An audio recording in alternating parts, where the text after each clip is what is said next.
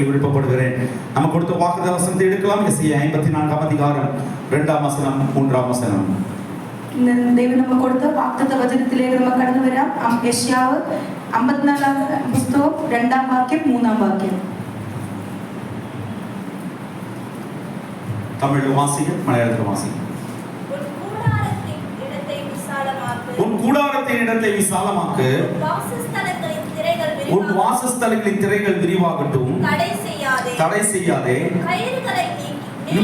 உன் கயிறுகளை நீளமாக்கி, உன் முளைகளை உறுதிப்படுத்து, நீ வலது புறத்திலும் நீ இடது புறத்திலும் இடம் கொண்டு பெருகுவாய். உன் சந்ததியார் ஜாதிகளை சுதந்திரித்துக் கொண்டு பாழாய் கிடந்த பட்டணங்களை குடியேற்றி வைப்பார்கள். ஆமென். மலையாளத்தில் வாய்ச்சாட்டு.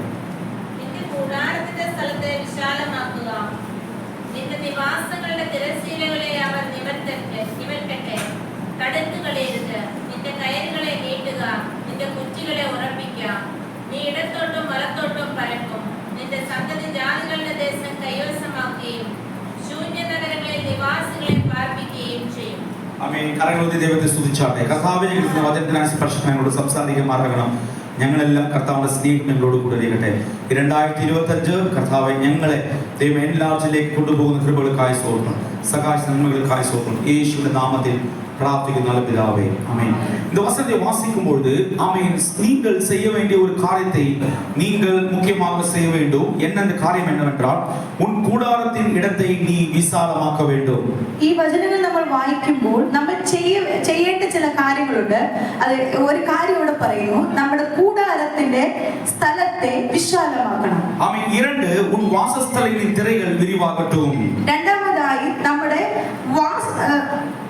വാസസ്ഥലങ്ങളെ நிவாசங்கள திரசீலைகளை நிவர்க்கணும். அவன் தடை செய்யக்கூடாது, தடுத்து കളയരുത്. உன் கயிறுகளை நீளமாக்கி, നിന്റെ കയറുകളെ നീട്ടുക. உன் முளைகளை உறுதிப்படுத்த வேண்டும், നിന്റെ കുറ്റികളെ ഉറപ്പിക്കുക. இது புதிய ஏற்பாட்டோடு என்ன சம்பந்தம் இருக்கிறது? இது புதிய நியமத்தோடு ஏது விதத்திലുള്ള ബന്ധമുണ്ട്. அவன் நியாயப்பிரமாணம் எல்லாம் கிறிஸ்து இயேசுவுடைய மரணத்தினாலே இயேசு கிறிஸ்து எல்லாம் நிறைவேற்றி விட்டார். நியாயப்பிரமாணம் எல்லாம் இயேசு கிறிஸ்துவின் மரணம் மூலம் எல்லாம் நிவர்த்தி செய்து. இனி எல்லாம் கவனமாக கேட்கணும். கொஞ்ச நேரம் நான் பிரசங்கிப்பேன், ஆனால் இந்த வசனம் தெளிவாக உங்களுக்கு கடந்து போகும். ஏன் இந்த கூடாரம் என்கிற இந்த வார்த்தையை இந்த வருஷம் தேவன் நம்மோடு பேசுகிறார்? കുറച്ച് സമയം ഞാൻ സംസാരിക്കത്തുള്ളൂ, എല്ലാവരും ശ്രദ്ധയോടെ ഇരിക്കണം.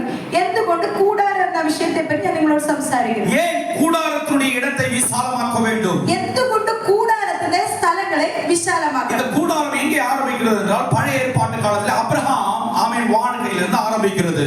ഈ കൂടാരം എവിടെ തുടങ്ങുന്നത് വെച്ചാൽ അബ്രഹാമിന്റെ കാലഘട്ടത്തിൽ അബ്രഹാമിന്റെ ജീവിതത്തിൽ തുടങ്ങുവാനാണ്. എല്ലാവരും ഗൗരവமாக இருக்கணும், ശ്രദ്ധയോടെ എല്ലാവരും കേട്ടോട്ടെ. ആരും ഉറങ്ങല്ലേ. ആമേൻ. കർത്താവിന്റെ നാമത്തിലേക്ക് ഞാൻ തെളിവായി പറയുന്നു, തെളിച്ചു പറയുന്നു, തെളിവായി ഞാൻ சொல்லுகிறேன். கவனமாக இருங்கள். அப்ரஹாம் காலங்களில் ஆமென் ஒரு கூடாரத்தை அப்ரஹாம் செய்து கொண்டிருந்தார். அப்ரஹாமிന്റെ കാലഘട്ടത്തിൽ അബ്രഹാം ഒരു കൂടാരം ഉണ്ടാക്കി. அந்த கூடாரம் இருக்கின்றால், கூடாரம் இருக்கிற இடங்களிலே அவர் தேவனை காண காரியங்களை செய்து கொண்டே இருப்பார். ആ കൂടാരം എന്തിനു വേണ്ടിയെന്ന് വെച്ചാൽ ആ കൂടാരത്തിൽ ദൈവത്തിന് വേണ്ടിയ കാര്യങ്ങൾ ചെയ്യുവാൻ വേണ്ടി. அவர் எங்கே போனாலும் அந்த கூடாரம் அவரோடு கூட இருந்து கொண்டே இருக்கும். അബ്രഹാം എവിടെയൊക്കെ കടന്നു പോകുന്നു അവിടെയെല്ലാം ആ കൂടാരം അബ്രഹാമിനോട് ചേർന്ന് പോവാനാണ്. ആമേൻ. അബ്രഹാമുடைய காலம் கழிந்த பொழுது அப்ரஹாமுடைய ஆமேன் காரியம் ஆமேன் மோசேயுடைய காலகட்டத்துக்குள்ள வந்த பொழுது அது ஆசரிப்பு கூடாரமாக மாறினது. അബ്രഹാമിന്റെ കാലഘട്ടം കഴിഞ്ഞു മോശയുടെ കാലഘട്ടം വന്നപ്പോൾ അത് സമാഗമന കൂടാരമായി മാറി. ആമേൻ. എല്ലാം ഗവനமாக കേൾக்கணும். அது யாத்ராகம புத்தகத்தில் சொல்லப்பட்டிருக்கிறது 38ஆம் அதிகாரம் 39ஆம் அதிகாரம் பதிங்க. ஆமேன். அது ஆசரிப்பு கூடாரமாக மாறினது. ഈ പുതിയ നിയമത്തിൽ പഴയ നിയമത്തിൽ മോശയുടെ കാലഘട്ടം വരുമ്പോൾ അത് സമാഗമന കൂടാരമായി മാറി. ആമേൻ. അബ്രഹാമുடைய கூடாரத்தில் உள்ளே ஒன்றும் கிடையாது. അബ്രഹാമിന്റെ കൂടാരത്തിനകത്ത് ഒന്നുമില്ല. അവന്റെ വിശ്വാസം மட்டும்தான் இருந்தது. അബ്രഹാമിന്റെ വിശ്വാസം മാത്രമാണ് ഈ കൂടാരത്തിലുള്ളത്. ஆனால் மோசேயுடைய கூடாரமானது விசுவாசம் பிரமாணமாக மாறினது. മോശയുടെ കാലഘട്ടം വന്നപ്പോൾ ഈ കൂടാരത്തിൽ ഒരു പ്രത്യേകത വന്നു. അതിൽ വിശ്വാസ പ്രമാണം കടന്നു വരുവാനാണ്. വിശ്വാസം ആമേൻ ആമേൻ പ്രമാണം ആമേൻ ഒരു ആമേൻ കർത്തരുടെ കട്ടളയുടെ പ്രമാണமாக മോശയുടെ കാലങ്ങളിൽ മാറിനது. ഈ മോശയുടെ കാലഘട്ടത്തിൽ ഈ വിശ്വാസ പ്രമാണം ഒരു കൽപ്പനയായി കടന്നു വരുവാനാണ്. ആമേൻ. ஆசரிப்பு கூடாரத்துக்குள்ள என்ன இருக்கிறது? ஆமேன். கர்த்தர் ஆமேன் பரிசுத்த സമാഗമന കൂടാരത്തിൽ പരിശുദ്ധ സ്ഥലമുണ്ട്, അതിപരിശുദ്ധ സ്ഥലമുണ്ട്. அதாவது outer room and inner room. അതായത് ഔട്ടർ റൂമും ഇന്നർ റൂമും ഉണ്ട്. வெளியில ஒரு அறை இருக்கிறது, உள்ளே ஒரு அறை இருக்கிறது. വെളിയിൽ ഒരു റൂമുണ്ട്, അകത്തൊരു റൂമുണ്ട്. ஆமென். ஏனென்றால் மகா பரிசுத்த ஸ்தலத்திலே மகா பிரதானமான ஆசாரியன் மட்டும் தான் உள்ளே போக முடியும். ആ മഹാപരിശുദ്ധ സ്ഥലത്ത് പ്രധാന പുരോഹിതന് മാത്രമേ അകത്ത്, മഹാപുരോഹിതന് മാത്രമേ അകത്ത് കടക്കുവാൻ കഴിയൂ. ஆமென். பரிசுத்த ஸ்தலத்துக்கு புரோகிதன் ஆசாரியன் கடந்து போகலாம். ആ പരിശുദ്ധ സ്ഥലത്ത് പുരോഹിതന്മാർക്ക് കടന്നു ചെല്ലാം. இந்த ஆமென் பரிசுத்த ஸ்தலத்துக்கு வெளியே இருக்கிற பிராகாரத்திலே ஜனங்கள் மட்டும் தான் நிற்க முடியும். இந்த பிராகாரத்தில் ஜனங்கள் மாத்திரമാണ് நிற்கிறது. ஆனால் மோசேயுடைய காலம் வந்தபொழுது இந்த ஆமென் கூடாரம் ஆசரிப்பு கூடாரமாக மாறினதன் காரணம் அங்கே கர்த்தர் இறங்கி வருகிற மகிமை இறங்கி வருகிற ஒரு கூடாரமாக தேவன் மாற்றினார். ഈ കൂടാര സമാഗമന കൂടാരമായി മോശയുടെ കാലഘട്ടത്തിൽ മാറിയത് ഈ സമാഗമന കൂടാരത്തില് ദൈവത്തിന്റെ മഹത്വം ഇറങ്ങുന്ന സ്ഥലമായിരുന്നു. ஆமென். தேவனுடைய மகிமை இறங்குற அந்த இடத்திலே தேவன் 1ஆம் மாசம் 1ஆம் தேதியே ஆமென் மோசேயோடு தேவன் சொல்கிறார், நீ எனக்காக ஆசரிப்பு கூடாரத்தை கட்டி வைக்க வேண்டும். മോശയോട് ദൈവം പറയുന്നുണ്ട് 1ആം മാസം 1ആം തീയതി സമാഗമന കൂടാരം ഉണ്ടാക്കണമെന്ന്. ஆமென். எல்லாரும் ஆமென் யாத்திராகம புத்தகத்திலே கடந்து வரலாம். யாத்திராகம புத்தகம் പുറപ്പാട് പുസ്തകം ஆமென் 39ஆம் அதிகாரம் 39 അധ്യായം. ஆமென். எல்லாரும் அதனுடைய ஆமென் 1ஆம் வசனத்தை 40ஆம் அதிகாரம் 2ஆம் வசனத்தை வாசிக்கலாம். யாத்திராகம புத்தகம் 40ஆம் அதிகாரம் 1ஆம் வசனம். പുറപ്പാട് പുസ്തകം 40 അധ്യായം 2ആം വാക്യം.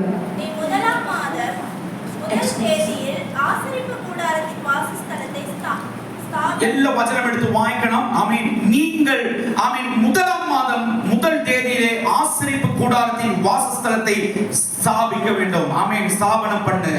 1ആം മാസം 1ആം തീയതി നീ സമാഗമന കൂടാരം എന്ന തിരുനിവാസം നിവർക്കേണം. ஆமென். 1ஆம் மாசம் 1ஆம் தேதியிலே ஆசரிப்பு கூடாரம் அங்க வாசஸ்தலம் ஸ்தாபனம் பண்ணினார்.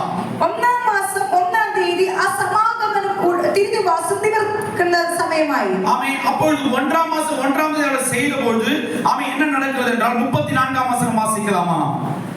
1ആം മാസം 1ആം തീയതി അവ സമാഗമന കൂടാരത്തിൽ തിരുനിവാസം നിവർക്കുമ്പോൾ എന്ത് സംഭവിച്ചതിന്റെ 34ആം വാക്യം വായിക്കാം. அப்பொழுது ஒரு மேகம் ஆசரிப்பு கூடாரத்தை மூடினது. கர்த்தருடைய மகிமை வாசஸ்தலத்தை என்ன செய்ததாம்? நிரப்பிற்று. ஹல்லேலூயா. எத்தனை பேர் கரங்களை ஆமென் சொல்ல முடியும்? ஹல்லேலூயா. ஆமென். ஒரு மேகம் ஆசரிப்பு கூடாரத்தை மூடினது, கர்த்தருடைய மகிமை வாசஸ்தலத்தை நிரப்பிற்று. അപ്പോൾ മേഘം സമാഗമന കൂടാരത്തെ മൂടി യഹോവയുടെ തേജസ്സ് തിരുനിവാസത്തെ നിറച്ചു. ஆமென். அப்படி நடக்கும்போது ஆமென் மேகம் அதின் மேல் தங்கி அடுத்த வசனம் கர்த்தருடைய மகிமை வாசஸ்தலத்தை நிரப்பினதினாலே மோசே ஆசரிப்பு கூடாரத்துக்குள் பிரவேசிக்க கூடாமல் இருக்கிறது. ஆமென். அடுத்தது வாசிக்கும்போது ஆமென் மேகம் எப்பொழுதெல்லாம் இறங்கி கடந்து வருகிறதோ வானத்திலிருந்து மேகம் மேலே எழும்பும்போது இஸ்ரவேல் புத்திரர் பிரயாணம் பண்ண கடவர்கள். மேகம் எழும்பாது இருந்தால் அது எழும்பும் நாள் வரைக்கும் பிரயாணம் பண்ணாது இருப்பார்கள். 38ஆம் வசனம் இஸ்ரவேலர் வம்சத்தார் பண்ணும் எல்லா பிரயாணங்களிலும் அவர்கள் எல்லாருடைய கண்களிலும் பிரத்யட்சமாய் பகலில் கர்த்தருடைய மேகமும் இரவில் அவருடைய அக்கினியும் வாசஸ்தலத்தின் மேல் தங்கி இருந்தது. கடைசி வசனம் மலையாளத்தில் வாசிச்சோம். 38ஆம் വാക്യം. ഇസ്രായേലരുടെ സകല പ്രയാണങ്ങളിലും അവരെ എല്ലാവരും കാണുകെ പകൽ സമയത്ത് തിരുനിവാസത്തിന്മേൽ യഹോവയുടെ മേഘവും രാത്രി സമയത്ത് അതിൽ അഗ്നിയും ഉണ്ടായിരുന്നു. எல்லாரும் ஒரு கூடாரம் ஆமென் ஆசரிப்பு கூடாரம் ஆமென் கர்த்தருக்காக மோசே செய்த பொழுது அவன் பகலிலே நடக்கும் பொழுது ஆமென் அந்த சகல ஜனங்களுக்காகவும் ஆமென் பிரத்யட்சமாக கர்த்தருடைய மேகமும் இரவிலே கர்த்தருடைய அக்கினியும் அந்த வாசஸ்தலத்தின் மேல் தங்கி இருந்தது. ഈ മോശ സമാഗമന കൂടാരം പണിതപ്പോൾ ആ സമാഗമന കൂടാരത്തിൽ പകൽ സമയത്ത് തിരുനിവാസത്തിന്മേൽ യഹോവയുടെ മേഘവും രാത്രി സമയത്ത് അതിൽ അഗ്നിയും ഉണ്ടായിരുന്നു. ஒரு கூடாரம் இருக்கும்போது அதற்குள்ளாக தேவனுடைய மகிமை இருந்தது. ஒரு கூடாரம் உണ്ടെങ്കിൽ അതിനകത്ത് ദൈവത്തിന്റെ മഹത്വം ഉണ്ട്. ஆமென். அது நடந்து போன பொழுது என்ன நடந்தது தெரியுமா? இந்த ஆமென் மோசேயுடைய கூடாரம் சாலமோனுடைய காலம் கடந்து வந்தபோது அது தேவனுடைய ஆலயமாய் மாறினது. ഈ മോശയുടെ കാലഘട്ടം കഴിയുമ്പോൾ ഈ സമാഗമന കൂടാരം ശലോമോന്റെ കാലഘട്ടത്തിലേക്ക് വരുമ്പോൾ അതൊരു ദേവാലയമായി മാറ്റപ്പെടും. இந்த கூடாரம் நினைத்துக் கொண்டிருக்கிற கூடாரம் இருக்கிற இடங்களில் எல்லாம் தேவனுடைய மகிமை எப்போதும் தொடர்ந்து அவர்களுக்குள்ளாய் வந்து கொண்டே இருந்தது. നിങ്ങൾ കാര്യം മനസ്സിലാക്കണം. ഈ കൂടാരം എവിടെ ഇരിക്കുന്നു അവിടെ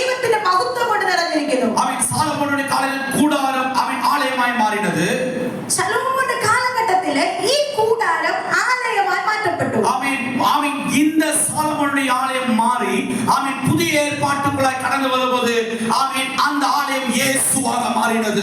ഈ ശലോമോന്റെ കാലഘട്ടം കഴിഞ്ഞ് യേശുവിന്റെ കാലം പുതിയ നിയമ കാലഘട്ടത്തിലേക്ക് വന്നപ്പോൾ ഈ കൂടാരം എന്ന് പറയുന്നത് യേശു ക്രിസ്തുവായി മാറുവാനിടയായി. ஆமென். பாருங்கள், கூடாரம் ஆமென் இப்பொழுது ஆலயமாய் மாறினது.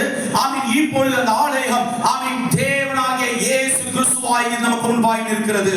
ഈ പഴയ നിയമ ശലോമോന്റെ കാലഘട്ടത്തിൽ ആലയമായിരുന്നു. ഈ ആലയം പുതിയ നിയമത്തിൽ കടന്നു വന്നപ്പോൾ ഈ ആലയം എന്നത് കർത്താവായ യേശു ക്രിസ്തുവായി നമ്മുടെ മുമ്പിൽ നിൽക്കുന്നു. அதனால இயேசு சொன்ன இந்த ஆலயத்தை இடித்து போடுங்க, 3 நாளைக்குள்ளே அதை கட்டுவேன். അതുകൊണ്ടാണ് യേശു ക്രിസ്തു ഇപ്രകാരം പറയുവാനിടയായത്, ഈ ആലയത്തെ ഈ മന്ദിരത്തെ നിങ്ങൾ പൊളിപ്പീൻ, ഞാൻ 3 നാൾ കൊണ്ട് പണിയുമെന്ന്. ஆமென். இப்பொழுது எல்லாரும் உணர்ந்திருங்கள். இப்பொழுது ஆமென் இந்த ஆமென் இயேசு கிறிஸ்துவின் ஆலயம் இப்பொழுது எப்படி ஆமென் இனி ஒரு கூடாரமாக மாறினது சொல்ல போகிறேன். ഈ ആലയം എന്ന് പറയുന്നത് എങ്ങനെ ഒരു യേശു ക്രിസ്തുവിന്റെ ശരീരമായി മാറിയത് പറയാൻ പോകുന്നു. ஆமென். இயேசு கிறிஸ்து எப்பொழுது சிலுவையில மரித்து நமக்காக உயிர் தெழுந்தாரோ அதற்கு பிறகு ஆமென் இயேசு கிறிஸ்துவின் ஆலயத்தை ஆமென் ஆமென் இருக்கிற ஆலயத்தை வகிக்கிற கூடாரமாக உங்களை என்னையும் தேவனை போட மாட்டி இருக்கிறார். എപ്പോൾ യേശു ക്രിസ്തു ക്രൂശിന്മേൽ മരിച്ചു ഉയർത്തപ്പെട്ടോ അപ്പോൾ ആ ശരീരം നമുക്ക് വേണ്ടി തകർക്കപ്പെട്ട ആലയമായി മാറി. அப்ப இயேசுவுடைய ஆலயம் ஆமென் ஆலயத்தை வகிக்கிற கூடாரமாக இப்பொழுது நானும் நீங்களும் இருக்கிறோம்.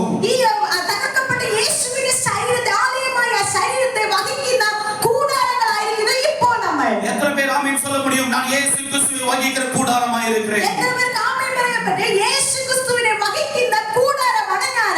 அப்ரஹாமுடைய காலத்தில் இருந்த கூடாரம் ஆமென் ஆசரிப்பு கூடாரமாக மாறி தேவனுடைய ஆலயமாய் மாறி அது இயேசு கிறிஸ்துவின் ஆலயமாய் மாறி இப்பொழுது ஆமென் நாம் எல்லாரும் இயேசு கிறிஸ்துவை சுமக்கிற கர்த்தருடைய கூடாரமாய் மாறி இருக்கிறோம். അബ്രഹാമിന്റെ കാലഘട്ടത്തിൽ അത് കൂടാരമായിരുന്നു. അത് അടുത്ത മോശയുടെ കാലഘട്ടം കടന്നു വന്നപ്പോൾ സമാഗമന കൂടാരമായി. അത് കഴിഞ്ഞ് ശലോമോന്റെ കാലഘട്ടത്തിലേക്ക് വരുമ്പോൾ അത് ആലയമായി. അതിന് ശേഷം പുതിയ നിയമത്തിൽ വരുമ്പോൾ ആ ആലയം യേശു ക്രിസ്തുവായി മാറി. എന്നാൽ ഇപ്പോൾ ആ ആലയമാവുന്ന യേശു ക്രിസ്തുവിനെ വഹിക്കുന്ന കൂടാരങ്ങളാണ് നമ്മൾ ഓരോരുത്തരും. எத்தனை பேர் கரங்களை ஆமென் சொல்ல முடியும்? എത്ര പേർക്ക് ആമേൻ പറയുവാൻ കഴിയും? இந்த கூடாரத்துடைய இடத்தை தான் ஆண்டவர் இந்த 2025 இங்கே வந்திருக்கிற ஜனங்களை பார்த்து சொல்லுகிறார், அதை நீங்கள் விசாலமாக்குங்கள். ഈ യേശു ക്രിസ്തുവിനെ വഹിക്കുന്ന ഈ കൂടാരത്തിന്റെ സ്ഥലത്തെയാണ് 2025 വിശാലമാക്കുവാൻ നമ്മളോട് പറയുന്നത്. ஆமென். நீ விசாலமாக்குறதுக்கான காரணம் என்ன தெரியுமா?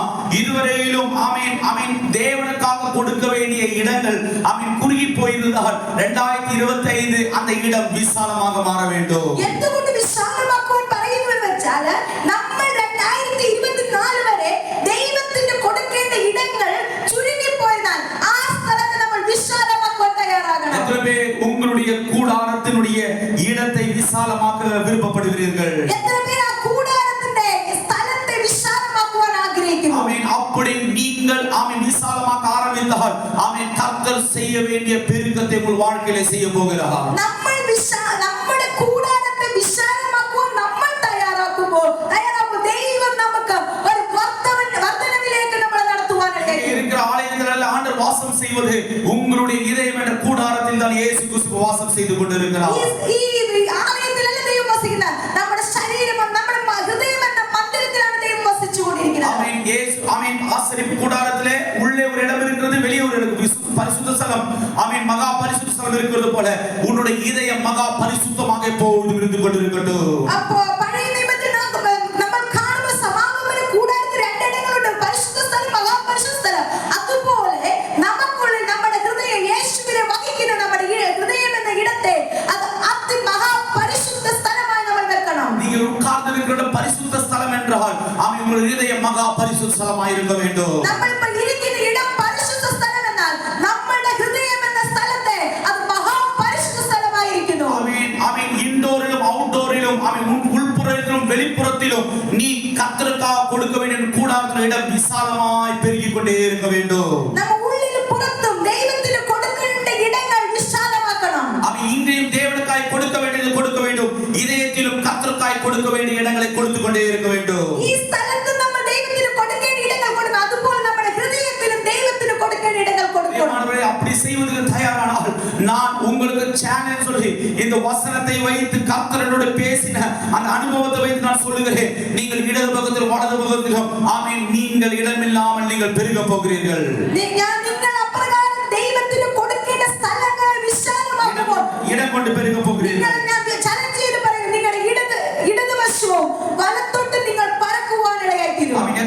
ஆமென் சொல்ல முடியும். எத்தனை பேர் ஆமென் പറയുவீர்கள்? அது மட்டும் இல்லாமல் உன் கூடாரம் ஆமென் பலவீனப்பட்டு போகாதபடிக்கு அதனுடைய கயிறுகளை நீங்கள் என்ன செய்யணுமா?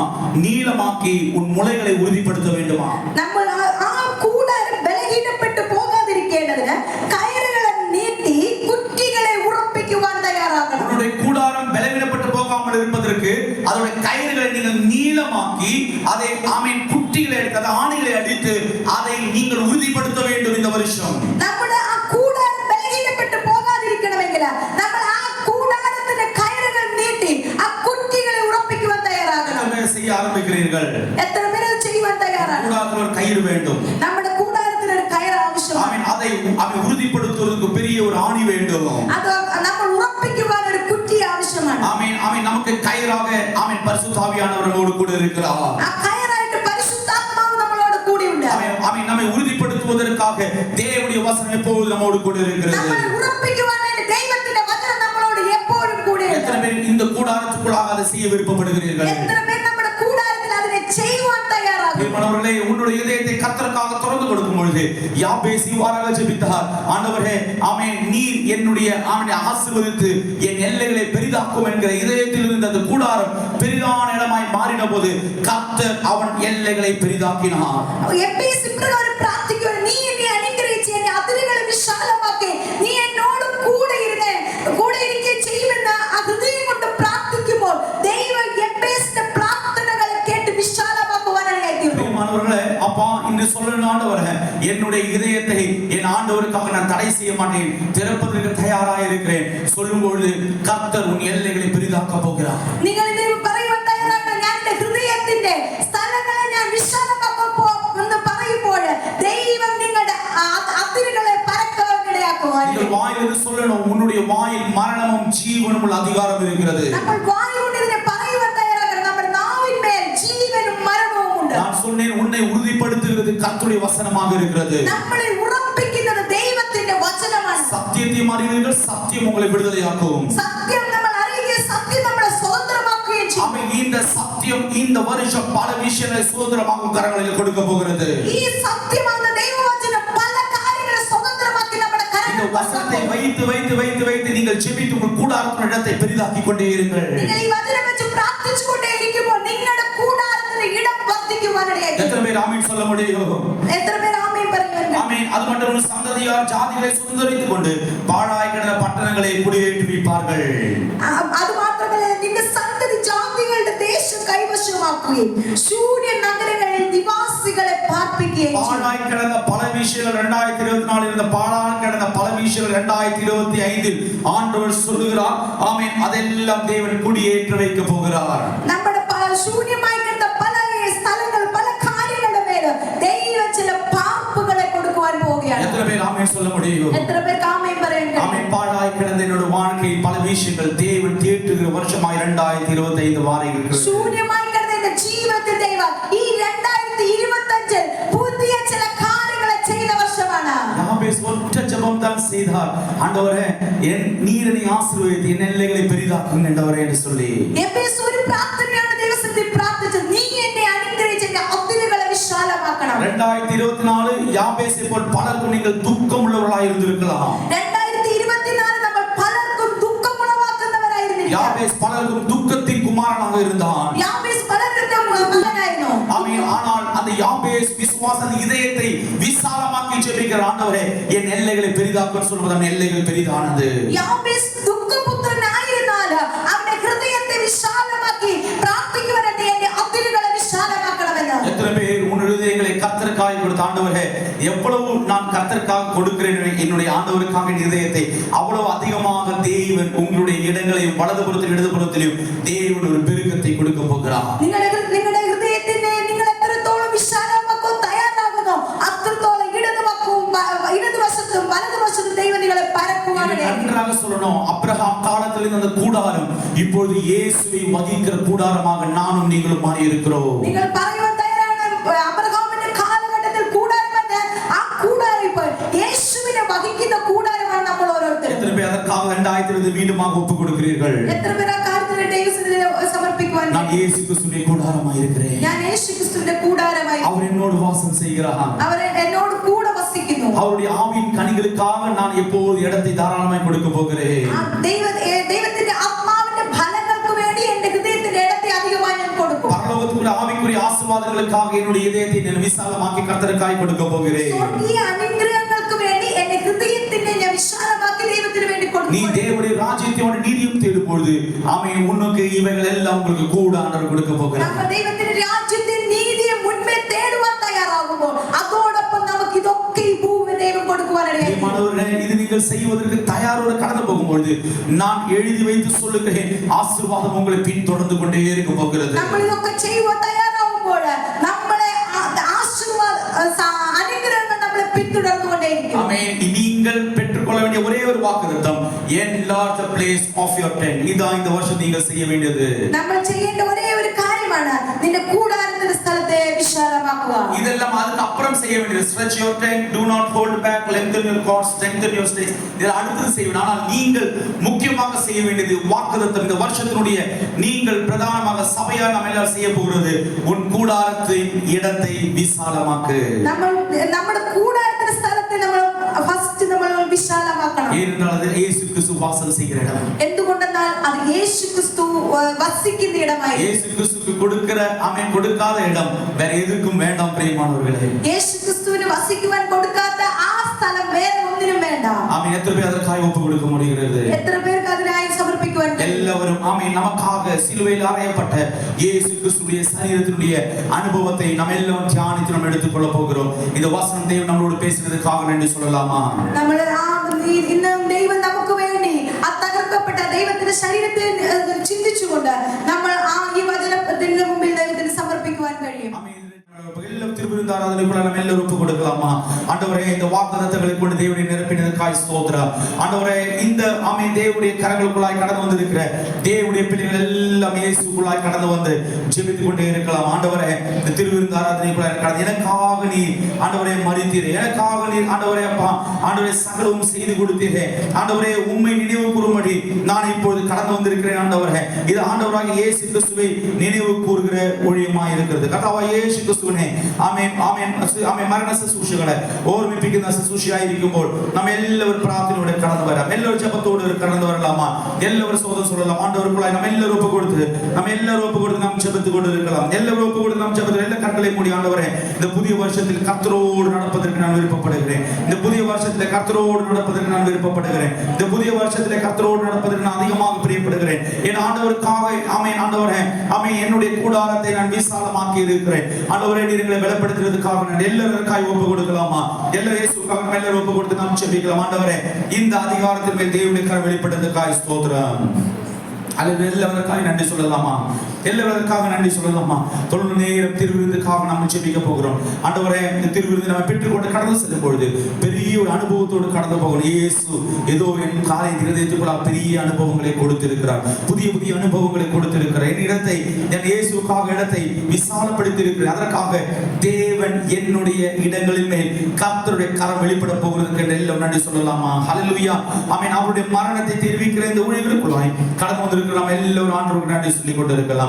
எல்லாரும் ஜெபிக்கலாம். எல்லாரும் ஜெபிக் கொண்டிருக்கும் பொழுது ஆமென், நான் உங்களுக்காக ஆமென் இந்த வசனத்தை வாசிக்க நான் விருப்பப்படுகிறேன். ஹல்லேலூயா.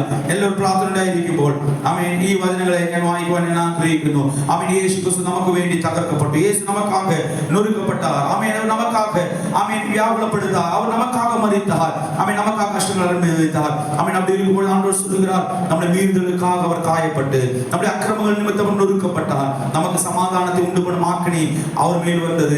அவருடைய தழும்புகளால் நாம் எல்லாரும் குணமாய் இருக்கிறோம். இயேசுவின் தழும்புகளால் நாம் எல்லாரும் இப்பொழுது குணம் பெற்று இருக்கிறோம். அந்த குணம் பெற்றிருக்கிற அனுபவத்தை நினைக்கிறவர்களாக நாம் எல்லாரும் ஆண்டவருடைய சமூகத்தில் ஒப்பு கொடுக்கலாமா? ஹல்லேலூயா, ஹல்லேலூயா, ஹல்லேலூயா. ஆமென், ஆமென், ஆமென், ஆமென், ஆமென், ஆமென், ஆமென். இயேசு காட்டி கொடுத்த அந்த ஆமென் நினைவு கூறுகிறது കണ്ടുപിടി കർത്താവിനെ ഓർക്കുന്ന ശുശ്രൂഷകളിലേക്ക് നമുക്ക് എല്ലാവർക്കും ഏൽപ്പിച്ച് നമുക്ക് പ്രാർത്ഥിക്കാം. കർത്താവെ ഞങ്ങൾ തന്നെ ഏൽപ്പിക്കുന്നു. ഞങ്ങൾക്ക് ഏതെങ്കിലും കൈപ്പുണ്ടോ കർത്താവ്, ഏതെങ്കിലും കർത്താവ് വിരോധമായി നിൽക്കുന്ന അനുഭവങ്ങളുണ്ടെങ്കിൽ ഞങ്ങളോട് ക്ഷമിച്ച് ഞങ്ങളോട് സംസാരിക്കുന്ന കൃപകൾക്കായി ഏതെങ്കിലും വിഷയത്തിൽ ഞങ്ങൾ കസപ്പുകൾ இருந்தால் അത് മാറിന വർഷമായി മാറ്റേണ്ടതുക്കായി 2025 ഒരു സന്തോഷത്തിന്റെ വർഷമായി மாற்றினதுக்காக நன்றி ஆண்டவரே என்று சொல்லி எல்லாரும் ஒப்பு கொடுக்கிறோம். ஆண்டவரே முன்பாக இருக்கிற இந்த திருப்ப மேசைக்காக நாங்கள் ஸ்தோத்திரம் சொல்லுகிறோம். எல்லாம் நன்றி சொல்லுகிறோம். எல்லாம் நன்றி சொல்லலாமா? எல்லாம் நன்றி சொல்லலாமா? Amen. Hallelujah hallelujah hallelujah hallelujah. കർത്താവിന്റെ കരങ്ങളിലേക്ക് ഞങ്ങളെ ഏൽപ്പിച്ച് ഞങ്ങൾ സ്തോത്രം ചെയ്തു. കർത്താവേ നമുക്ക് പ്രാർത്ഥിക്കുമ്പോൾ ഇതെല്ലാം നമുക്ക് അനുഗ്രഹമായി മാറും. നമ്മളെ തന്നെ ഒരുക്കി നാം ജപിക്കുമ്പോൾ നമ്മളെ തന്നെ നിങ്ങൾ ആയത്തപ്പെടുത്തി തിരുവിതാറാധനയ്ക്കാக നിങ്ങൾ ஒருவராய் காத்திருங்கள். ஆமென். கர்த்தருக்கு வாக்குறது பிரகாரமாக உங்கள் இதயம் விசாலமாகட்டும். கர்த்தருக்காக உங்களுடைய கூடாரத்தினுடைய அனுபவம் நிலைநிற்கும்படி நம்ம எல்லாரும் ஒப்பு கொடுத்து நாம் ஜெபிக்கலாம். ஜெபிக்கும் பொழுது ஆமென் யாரார் நாம் திருவிந்து எடுத்துக்கொள்ளலாம். பிதா குமாரன் பரிசுத்தாவினுடைய ஆமென் ஆமென் ஞானஸ்நானத்தை முழுக்க ஞானஸ்நானம் எடுத்துக்கொண்டவர்களும் பரிசுத்தாவின் அபிஷேகத்தை பெற்றுக் கொண்டவர்களும் பரிசுத்தாவியானவருக்காக காத்திருக்கிறவர்களும் இந்த திருவிருந்து ஆராதனையை எடுத்துக்கொள்ளலாம். மாத்தமான பரிசுத்த வாழ்க்கையை வாழ்கிறவர்களும் அதற்காக ஆமென் ஓடுகிறவர்களும் ஆமென் நாம் எல்லாரும் இந்த திருவிருந்தை எடுத்துக்கொள்ளலாம். அதற்கு நம்ம எல்லாரும் காத்திருக்கிறோம். திருவிருந்தை ஸ்டார் எடுക്കാം.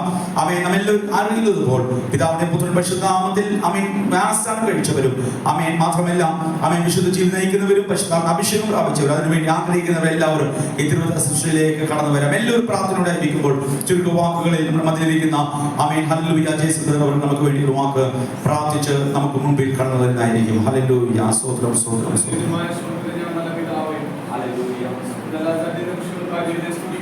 പാനപാത്രത്തിൽ തിന്നുകയും கொடுക്കുകയും செய்வான். நாம் தன்னை விதிச்சால் நாம் விதிக்கப்படுகையில்லை. கர்த்தருடைய வசனம் தெளிவாய் சொல்கிறது, எந்த மனுஷனும் தன்னை தானே சோதித்தறிந்து வேண்டும். இந்த அப்பத்தில் புசித்து இந்த பாத்திரத்தில் பானம் பண்ண கடவன்.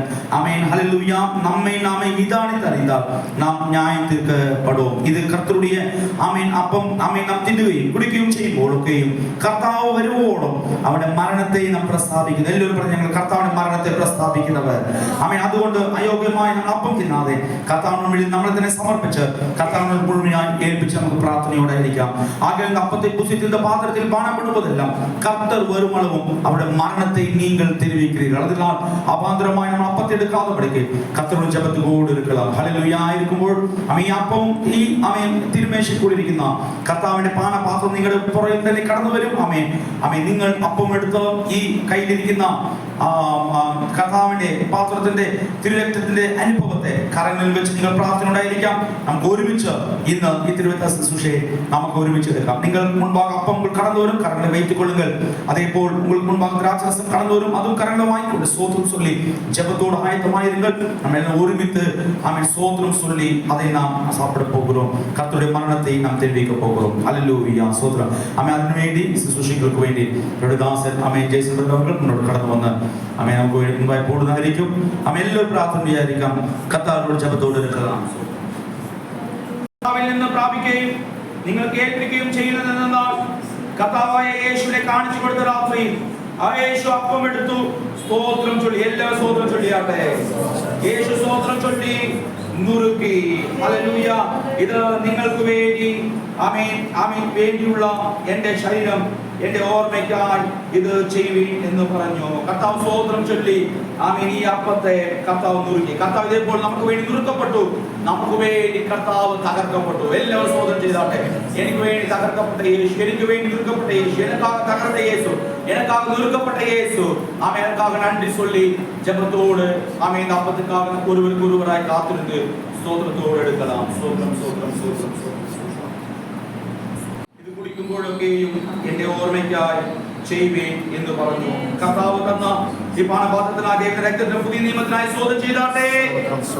കർത്താവേ തന്ന നന്മയ്ക്കായി സ്തോത്രം ചെയ്യാം. എല്ലാവരും വാങ്ങി കരങ്ങളിൽ ആമേൻ വെച്ച് ഒരുവർക്ക് ഒരുവരായി കാത്തിരിക്കാം.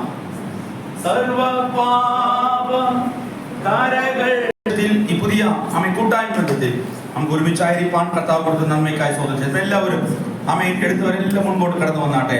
ആമേൻ ഇത് എടുത്തവരെല്ലാം മുൻപായി കടന്നു വന്ന് ஆண்டவரே மிச்சம் இருக்கிற அனுபவங்கள் எல்லாரும் சோத்திரம் சொல்லி, ஆண்டவரே இந்த அப்பத்தை நான் எடுக்கிறேன் ஆண்டவரே, இது அடையாளம் காட்டுகிறது. இனி பல குடும்பங்கள் இங்கே கடந்து வர போகிறார்கள், பல குடும்பங்கள் இங்கே கடந்து வர போகிறார்கள். நாம அதுக்கு வேண்டி ஸ்தோத்திரத்தோடு ஜெபித்து எடுத்துக்கொள்ளுங்கள். இது உங்களுடைய பங்கல்ல, இனி வரப்போற குடும்பங்களுடைய பங்கை நீங்கள் எடுத்துக்கொள்ள போகிறீர்கள். ஹல்லேலூயா. அவர்களுக்காக ஜெபித்து அவர்களுக்கு அந்த பங்கை இந்த வருஷத்திலே நாம் இதிலிருந்து நம்ம கொடுக்க போகிறோம். அது சகோதரன் முன்னோட்டு வந்த வேகத்தில்